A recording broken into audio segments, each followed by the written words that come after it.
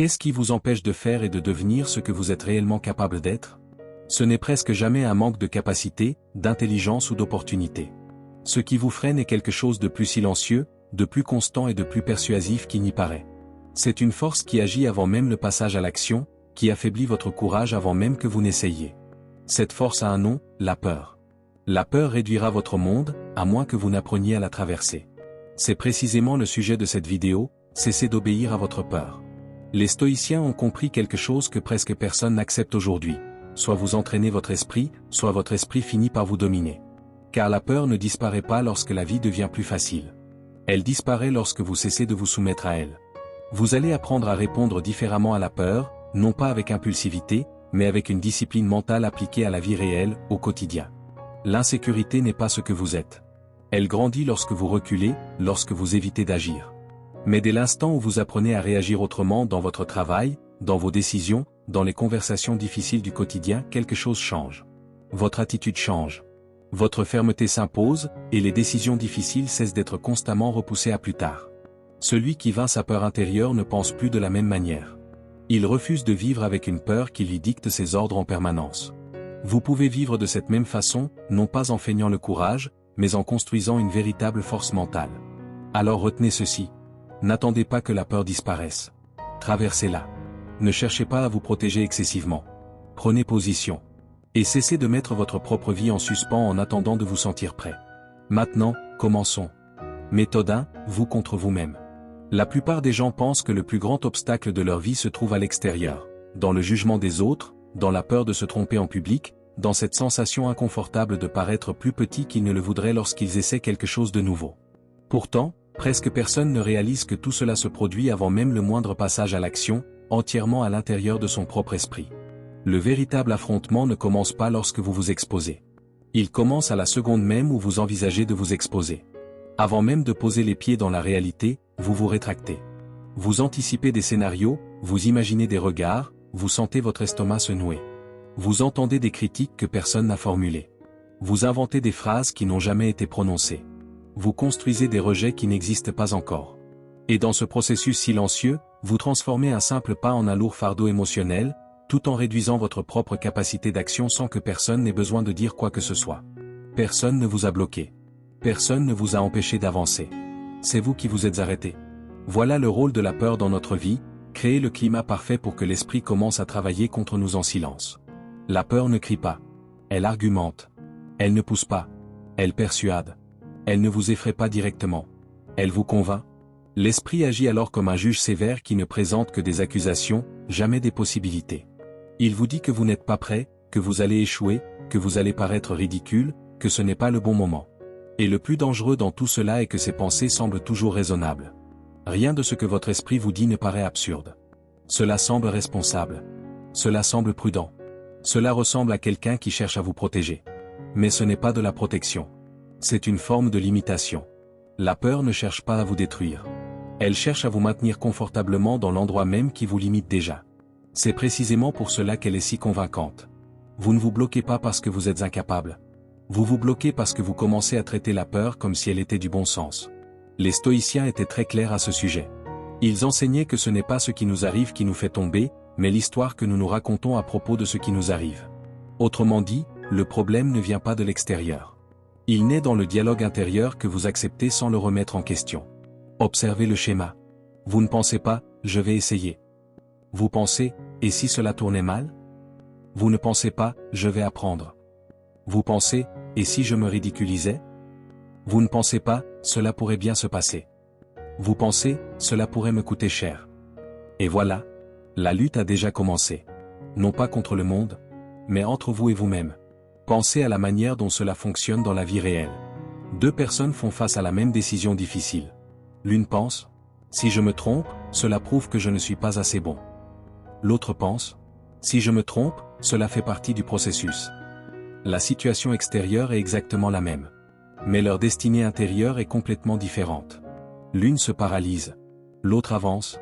Voyez-vous que cela n'a rien à voir avec un courage héroïque ou une confiance absolue. Tout dépend de l'histoire que vous choisissez d'entretenir dans votre esprit avant d'agir. La phrase que vous répétez intérieurement détermine si vous avancez ou si vous vous repliez sur vous-même. Lorsque vous vous dites « je vais échouer », Vous fermez la porte avant même d'y arriver. Lorsque vous vous dites « Je vais apprendre », vous laissez cette porte ouverte, même si vous tremblez intérieurement.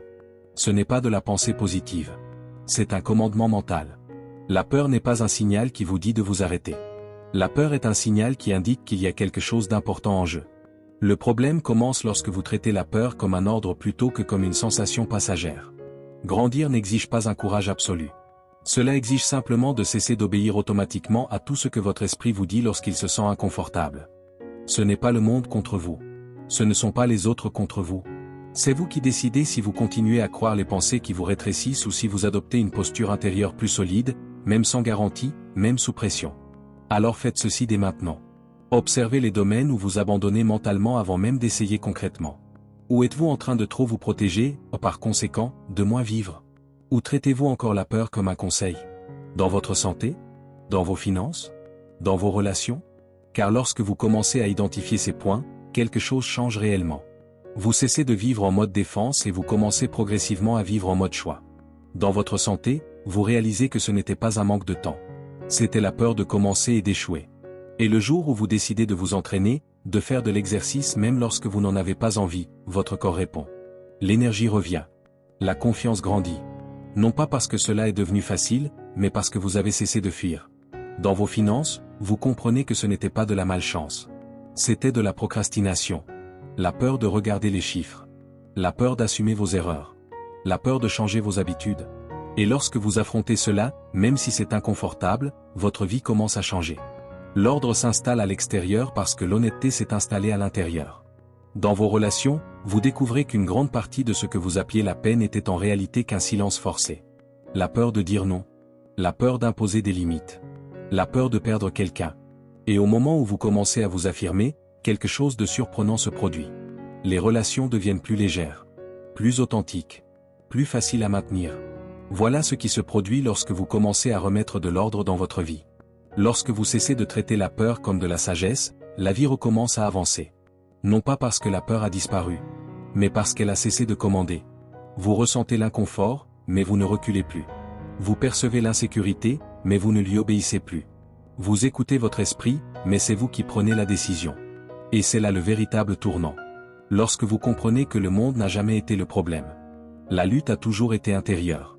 C'est pourquoi cet exercice n'est pas insignifiant. Il change votre posture. Il change vos décisions. Il change la manière dont vous vous respectez.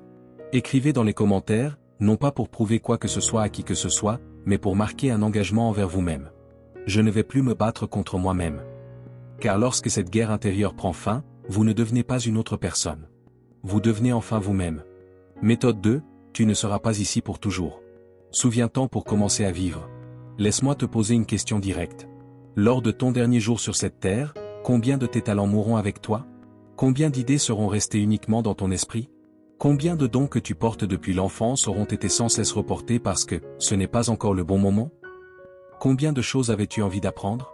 Peindre, écrire, danser, photographier, étudier quelque chose de nouveau, prendre davantage soin de ton corps, organiser ta vie. Combien de ces projets auront simplement été remis à plus tard? Et le plus étonnant, c'est que cela n'a rien à voir avec l'âge. Tu peux avoir 20, 30, 40 ou 50 ans. Tout le monde tombe dans le même piège confortable, croire que le temps est garanti. La semaine prochaine. Le mois prochain. L'année prochaine. Mais lorsque tu te rappelles réellement que tu ne seras pas ici pour toujours, quelque chose change en toi. Le temps cesse de paraître infini et la vie cesse d'être un simple brouillon. C'est pourquoi les stoïciens gardaient une phrase gravée dans leur esprit. Memento mori. Souviens-toi que tu vas mourir. Non pas pour t'effrayer, mais pour te réveiller. L'empereur philosophe Marc Aurèle a écrit une pensée qui frappe précisément parce qu'elle est vraie. Tu pourrais quitter cette vie à l'instant même. Que cette pensée détermine ce que tu fais, ce que tu dis et ce que tu penses. Lorsque cette idée pénètre réellement ton esprit, tes peurs changent de taille. Elles ne disparaissent pas, mais elles cessent de commander. La peur de te tromper commence à sembler insignifiante face à la possibilité de ne jamais essayer. La peur du jugement perd de sa force lorsque tu comprends que personne ne vivra ta vie à ta place. La peur d'agir s'affaiblit lorsque tu réalises qu'attendre ne te protège pas, cela ne fait que te retarder. Voilà ce qu'enseigne le stoïcisme. Se rappeler que le temps est limité n'enlève pas son sens à la vie. Au contraire, c'est précisément ce qui lui redonne toute sa valeur. Cette vérité apparaît dans les aspects les plus ordinaires du quotidien. Dans la santé, Tu cesses de traiter ton corps comme s'il était éternel. Tu n'as pas besoin de devenir une autre personne. Tu as simplement besoin de commencer. Et lorsque tu commences, tu sens ton énergie revenir. Parce que tu reviens à toi-même. Dans ta vie financière, tu arrêtes de repousser les décisions importantes. Tu regardes les chiffres. Tu organises l'essentiel. Tu reprends le contrôle. Parce que tu comprends que le désordre d'aujourd'hui devient le fardeau de demain. Dans tes relations, tu cesses de reporter les conversations, les sentiments et les limites nécessaires. Tu commences à exprimer ce que tu ressens tant qu'il est encore temps. Parce que tu comprends que le temps mal vécu ne revient jamais. Remarque ce qui se produit. Se souvenir que le temps est limité ne te rend pas anxieux. Cela te rend présent. Tu sors du brouillon. Tu comprends que chaque journée est un choix. Agir ou gaspiller. Si cette idée du memento mori t'a réveillé, tu n'as pas besoin de changer le monde aujourd'hui. Tu n'as pas besoin d'accomplir quelque chose de radical. Tu n'as pas besoin de tout abandonner ni de te jeter dans le vide. Il suffit d'avancer d'un pas. Avec peur, avec hésitation, même en tremblant. Parce qu'à chaque fois que tu fais ce pas, aussi petit soit-il, quelque chose change. La peur perd du terrain. Et toi, tu gagnes de la vie. Toute action réelle affaiblit l'illusion de l'insécurité. Toute décision consciente renforce ta présence. Et chaque rappel de la mort, lorsqu'il est correctement compris, devient une invitation urgente à mieux vivre dès maintenant. La pratique stoïcienne d'aujourd'hui est donc simple, mais décisive. Fais quelque chose pour lequel ton futur toi te remerciera de ne pas l'avoir reporté. Cela peut être commencer une formation, envoyer un message important, lancer un projet, modifier une petite habitude. Peu importe ce que c'est, mais fais-le. Car la vie ne garantit aucun délai. Le temps n'attend personne. Et toi non plus, tu ne seras pas ici pour toujours. Si cette idée a réveillé quelque chose en toi, écris ceci. Aujourd'hui, je choisis de vivre réellement. Puis prouve-le-toi. Car l'insécurité ne domine que la vie de ceux qui ont oublié que la vie est courte. Méthode 3, n'essaie pas d'être parfait. As-tu déjà eu une idée brillante, une opportunité en or ou une envie profonde de changer quelque chose dans ta vie? C'est précisément à ce moment-là que l'esprit commence à s'agiter. Et si cela ne fonctionnait pas? Les autres vont-ils se moquer de moi? Et si je me trompais dès le départ? Et avant même d'avoir fait le premier pas, tu as déjà abandonné.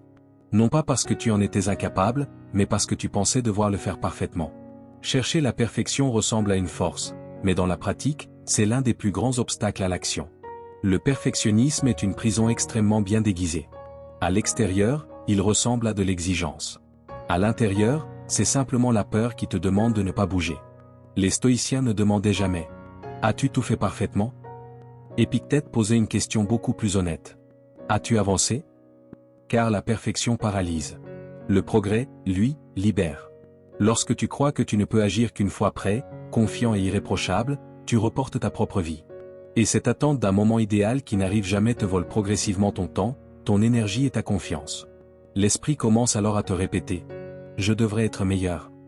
Je dois bien faire les choses. Je dois être capable de tout gérer. » Comme s'il existait un manuel invisible exigeant que tu sois toujours fort, toujours calme, toujours irréprochable. Mais personne ne vit ainsi. Personne n'a jamais vécu ainsi. Sénèque exprimait cette idée avec une grande lucidité. Celui qui passe sa vie à vouloir vivre mieux finit souvent par ne plus vivre du tout.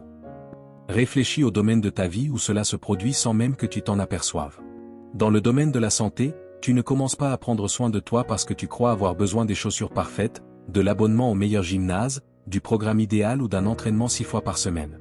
Pendant ce temps, une simple marche, quelques exercices à la maison ou 15 minutes d'activité physique suffiraient déjà à transformer ta journée. Mais tu ne le fais pas parce que cela ne te semble pas suffisant. Dans ta vie financière, tu ne mets pas en ordre les bases parce que tu penses ne pas en savoir assez.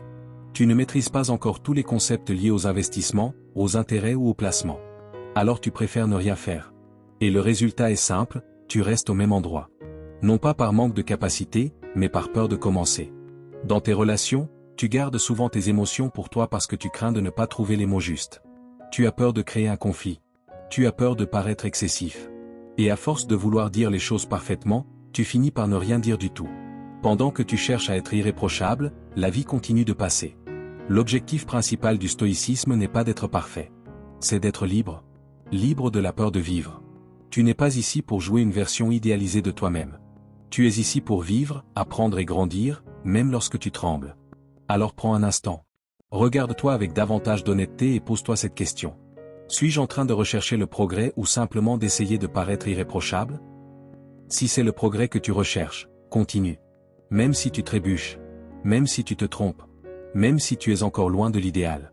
Car c'est ainsi que se construit la véritable confiance en soi. Avoir confiance en soi ne signifie pas croire que l'on réussira toujours. Cela signifie savoir que, même lorsque l'on se trompe, on ne s'abandonne pas. C'est savoir que l'on recommencera. C'est ressentir que l'on peut compter sur soi-même dans les moments difficiles. Lorsque tu développes ce type de confiance intérieure, quelque chose change profondément. Tu ressens moins le besoin de te justifier. Tu avances avec davantage de sérénité. Et tu cesses de dépendre autant de l'approbation des autres. La pratique stoïcienne d'aujourd'hui est simple et directe. Fais ce que tu peux, avec ce que tu as, de la meilleure manière possible. Ensuite, améliore-toi progressivement. Et chaque fois que la peur de l'imperfection essaiera de t'arrêter, souviens-toi de ceci. Ce qui est fait a plus de valeur que ce qui est simplement parfait en théorie. Car chaque action imparfaite que tu accomplis malgré la peur envoie un message puissant à ton esprit. Je peux compter sur moi-même. Et vivre en ayant confiance en soi vaut infiniment plus que n'importe quelle apparence de perfection. Méthode 4, agis.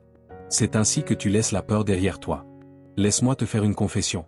Pendant longtemps, j'ai porté une illusion que beaucoup de personnes entretiennent sans même s'en rendre compte. L'idée que tous ceux qui m'entouraient avançaient avec clarté, assurance et confiance, tandis que moi seul semblais bloqué. Mais ce n'est pas vrai. La plupart des gens ont peur. La différence, c'est que certains agissent malgré leur peur, tandis que d'autres attendent que la peur disparaisse. Et elle ne disparaît pas. Tout être humain ressent la peur. Tout être vivant ressent la peur. La peur n'est pas un défaut. C'est un mécanisme fondamental de survie. Le problème n'est donc pas d'avoir peur. Le problème est d'éviter systématiquement tout ce qui t'effraie. Car lorsque tu évites, quelque chose de dangereux se produit à l'intérieur de toi. Tu apprends à ton système nerveux que la peur signifie un danger réel. Et peu à peu, ton monde commence à rétrécir. Tu parles moins. Tu prends moins de risques. Tu t'exposes moins. Tu choisis des chemins de plus en plus étroits afin d'éviter l'inconfort. La peur ne te poursuit pas. Elle apprend de toi. Si chaque fois qu'elle apparaît tu recules, elle comprend le message. Ceci est dangereux. Il faut l'éviter. Alors elle commence à te protéger en te limitant. Les stoïciens avaient déjà compris cela, même s'ils ne lui donnaient pas un nom scientifique. Épictète enseignait que ce ne sont pas les événements eux-mêmes qui nous blessent, mais la manière dont nous réagissons à ces événements. Réagir en fuyant constamment transforme la peur en geôlier. Observe comment cela se manifeste dans la vie quotidienne. Dans ta vie professionnelle, tu ne t'affirmes pas. Tu ne demandes pas ce que tu mérites. Tu n'essaies pas de nouvelles choses parce que tu ne te sens pas encore prêt. Et plus le temps passe, plus il devient difficile de prendre la parole. La même chose se produit dans ta vie sociale. Tu évites certaines conversations. Tu refuses des invitations. Tu évites de te montrer ou de sortir de ta zone de confort. Puis tu te demandes pourquoi tu te sens à l'écart. Le prix à payer est élevé. Ce n'est pas seulement une opportunité perdue. C'est ton identité qui rétrécit. La peur n'est pas un signal qui dit « Arrête-toi ». La peur dit simplement « C'est nouveau. C'est incertain. Cela pourrait mal se passer. » Et c'est parfaitement normal. L'erreur commence lorsque tu traites ce message comme un ordre. La seule façon d'apprendre à ton cerveau que tu es en sécurité n'est pas de réfléchir davantage. C'est d'agir. L'action ne supprime pas immédiatement la peur. Elle la remet simplement à sa juste place. Lorsque tu agis, même avec une voix tremblante, même dans l'incertitude, quelque chose change. La peur perd de son autorité. Tu apprends concrètement que tu es capable d'agir. Tu découvres que tu peux ressentir la peur et continuer malgré tout. C'est ainsi que se construisent les personnes confiantes. Non pas parce qu'elles ne ressentent aucune peur, mais parce qu'elles refusent de s'arrêter à cause d'elles. Pour changer ta vie, il n'est pas nécessaire d'accomplir quelque chose d'immense. Il faut simplement que ce soit réel. Une conversation que tu repousses depuis longtemps. Une action simple que tu reportes constamment. Un petit pas, mais un pas concret. Chacune de ces actions envoie un message clair à ton esprit. Je suis aux commandes. Je peux gérer cela. Je n'ai pas besoin de fuir. Et progressivement, ton monde recommence à s'agrandir. Ta posture change. Ta voix retrouve de la force. Ta présence s'affirme. Et cela se remarque. Les autres perçoivent que tu as cessé de demander la permission pour vivre avec clarté et authenticité. Celui qui agit malgré la peur transmet silencieusement un message puissant. J'ai confiance en moi. Cette confiance transforme ton comportement. Tu fais de meilleurs choix. Tu tolères moins ce qui te fait du mal. Tu recules moins devant les défis de la vie. Et tu commences à vivre avec davantage de vérité, moins d'anxiété et moins de regrets.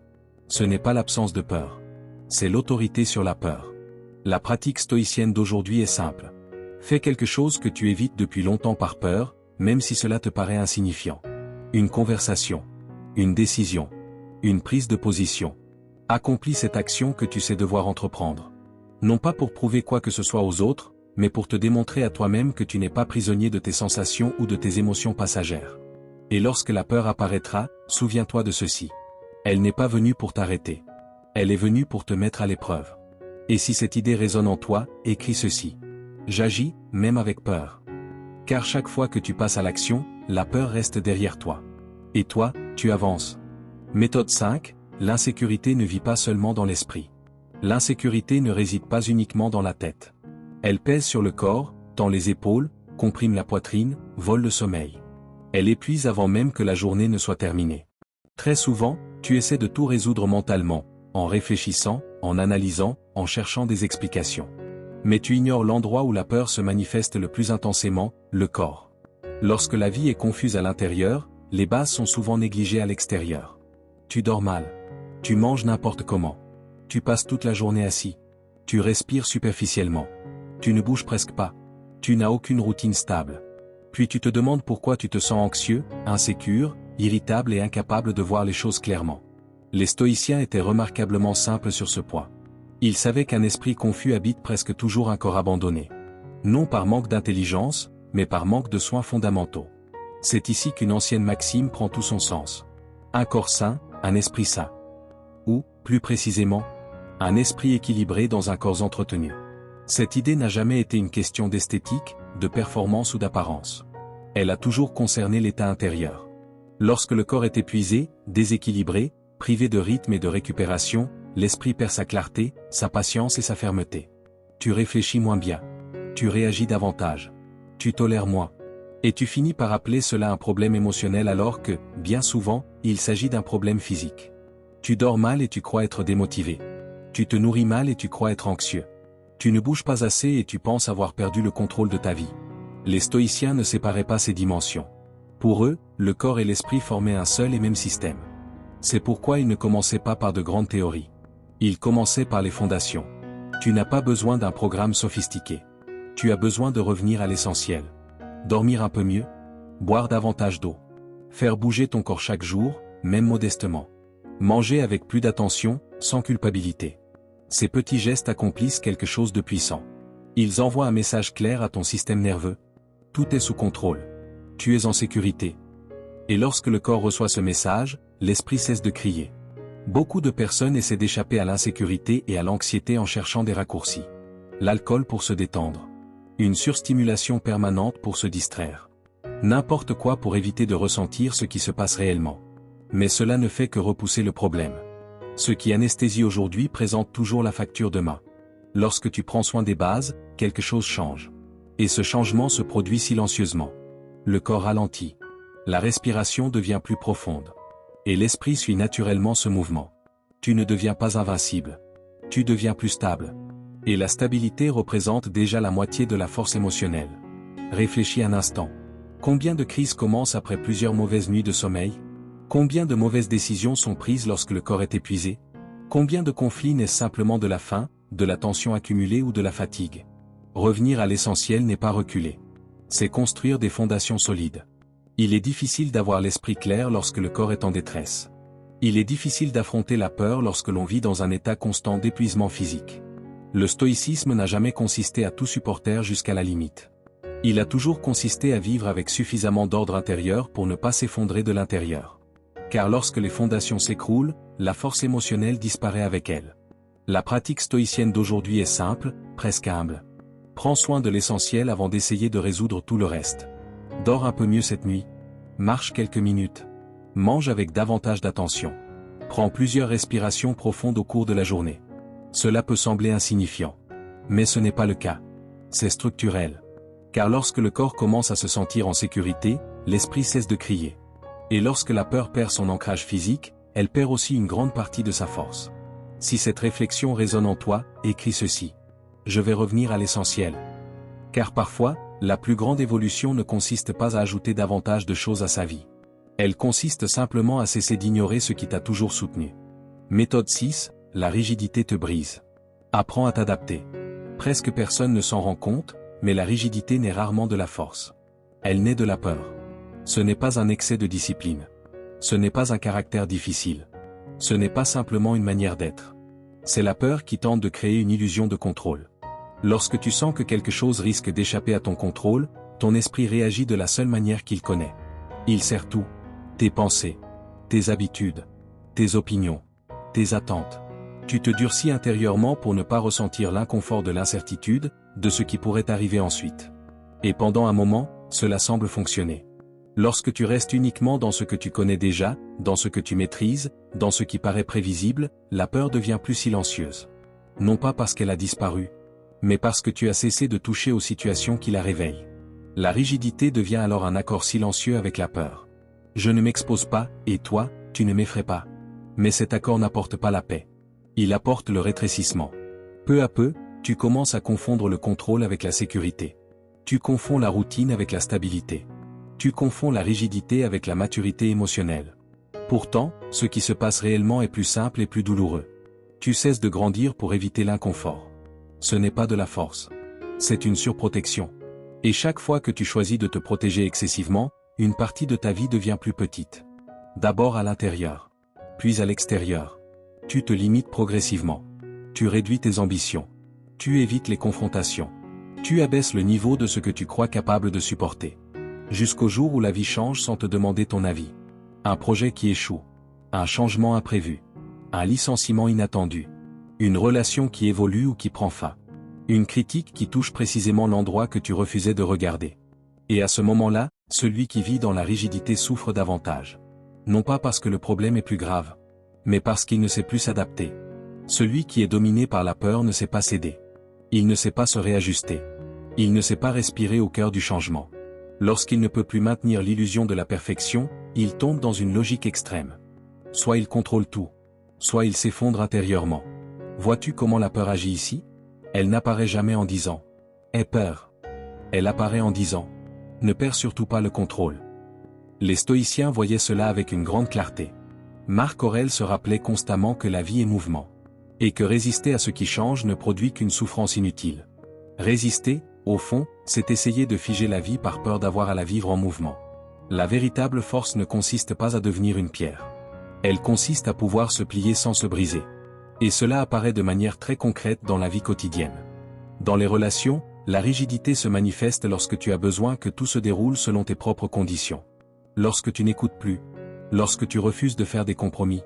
Lorsque tu transformes chaque désaccord en menace. Non pas parce que tu es difficile, mais parce que tu as peur de perdre le contrôle. Peur de perdre ta position. Peur de perdre ton influence. Peur de perdre la relation elle-même. Avec l'argent, la rigidité apparaît lorsque tu refuses de revoir tes habitudes, d'admettre tes erreurs ou d'apprendre quelque chose de nouveau.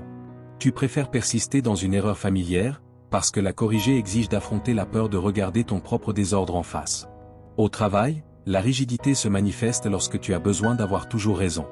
Lorsque tu réagis mal aux remarques. Lorsque tu prends tout personnellement. Ce n'est pas seulement de l'ego.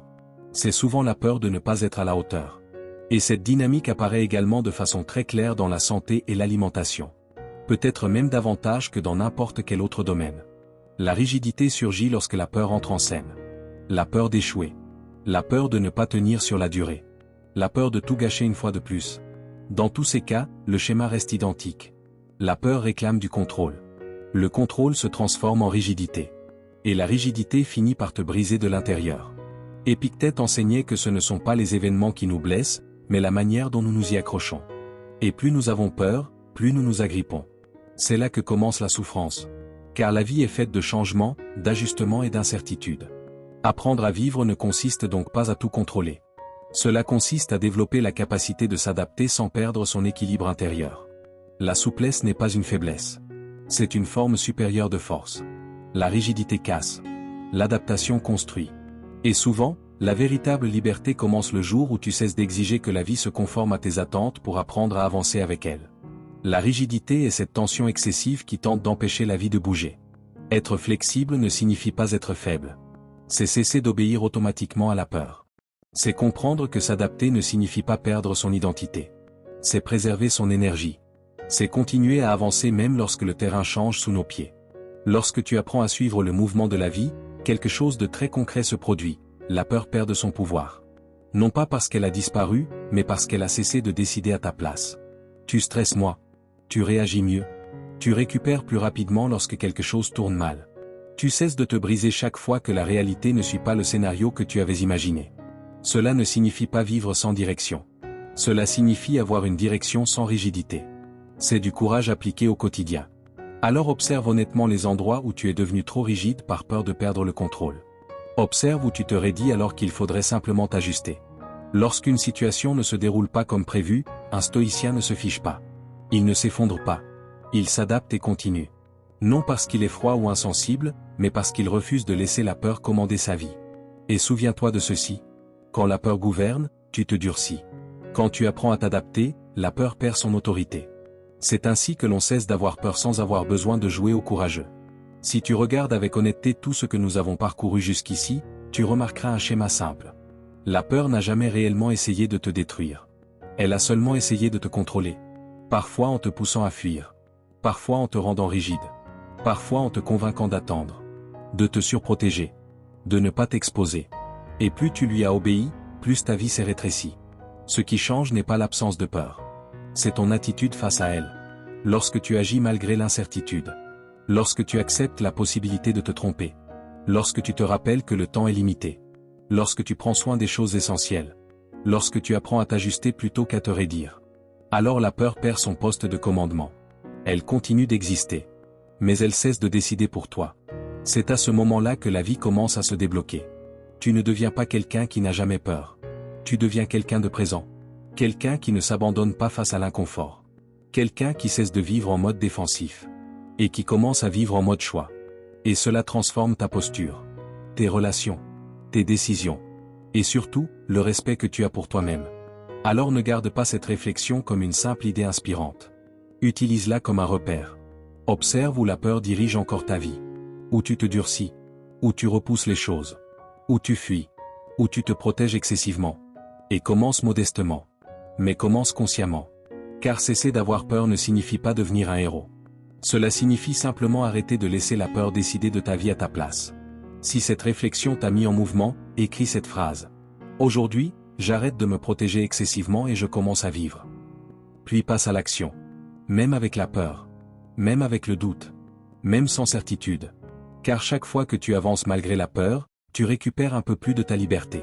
Et si ces idées ont touché quelque chose en toi, alors rappelle-toi ceci. Si tu es arrivé jusqu'au bout de ce cheminement, c'est probablement parce qu'une partie de toi a déjà décidé de changer. Et ce changement ne sera pas superficiel. Merci de ta lecture.